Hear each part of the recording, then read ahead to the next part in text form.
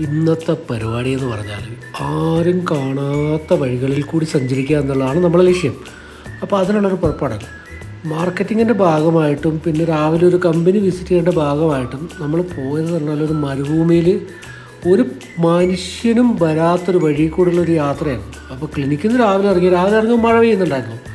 അപ്പോൾ മഴയൊക്കെ കഴിഞ്ഞ് ഇങ്ങനെ രാവിലെ നമ്മൾ പതുക്കെ ഇറങ്ങി,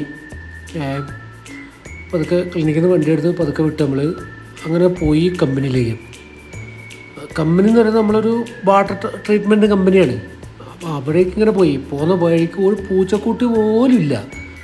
ആ വഴി കൂടെ നമ്മളിങ്ങനെ പോയി ഒരു മരുഭൂമി എന്ന് പറഞ്ഞാൽ ഇതുവരെ ഞാൻ സഞ്ചരിച്ചതിൽ ഏറ്റവും ഭയങ്കരമായ എന്താ പറയുക ഭയാനകമായ ഒരു യാത്ര.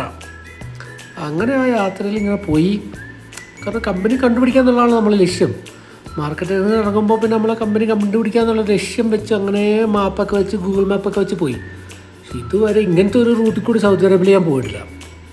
അങ്ങനെ പോയി എത്തിപ്പെട്ട് ഏതോ ഒരു കമ്പനി ലക്ഷ്യം വെച്ചാൽ പോയത്.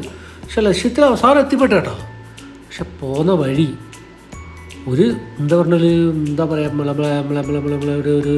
ഒരു ഭയാനകമായ ഒരു യാത്രയായി പോയത്. പോകുന്ന വഴിക്ക് ഒരു മനുഷ്യനില്ല. ഇടയ്ക്കിടയ്ക്ക് എവിടെയെങ്കിലുമൊക്കെ ചില പട്ടിക്കുട്ടികളെ കാണും. അതിങ്ങൾ നമ്മളെ വണ്ടി കാണുമ്പോഴത്തേക്കും കുറച്ചുകൂടി പാഞ്ഞു വരും. അങ്ങനത്തെ ഒരു സംഭവമായിരുന്നു. അങ്ങനെ പതുക്കെ വിട്ട് പോയി. അവസാന നിമിഷം കമ്പനിയിൽ എത്തിപ്പെട്ട് കുറേ വഴി തെറ്റിയെങ്കിലൊക്കെ കമ്പനിയിൽ എത്തിപ്പെട്ട് നമ്മളെ ലക്ഷ്യം നമ്മൾ നിറവേറ്റെടുത്തു.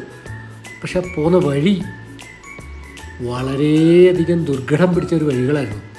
റോഡുണ്ടോ ചോദിച്ചാൽ ഉണ്ട്, ഇല്ലേ ചോദിച്ചാൽ ഇല്ല, അങ്ങനത്തെ ഒരു വഴിയായിരുന്നു. അപ്പം നിങ്ങൾക്ക് കാണുമ്പോൾ ഇത് മനസ്സിലാവുമല്ലോ. ചില ഭാഗത്തൊക്കെ അത്യാവശ്യം നല്ല ടാറിട്ട വഴിയുണ്ട്.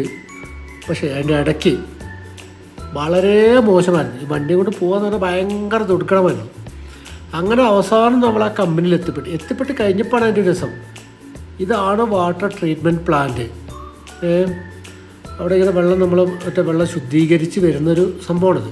പോയി അഴുക്ക് വെള്ളങ്ങളോ അല്ലെങ്കിൽ മറ്റു വെള്ളങ്ങളൊക്കെ എടുത്ത് ശുദ്ധീകരിച്ചെടുത്ത പ്ലാന്റാണ്. അപ്പോൾ അടുത്ത ജക്കാരണ്ട പൂക്കളുമായി കാണുന്നൊരു വീഡിയോ വരേക്കും എല്ലാവർക്കും ബൈ.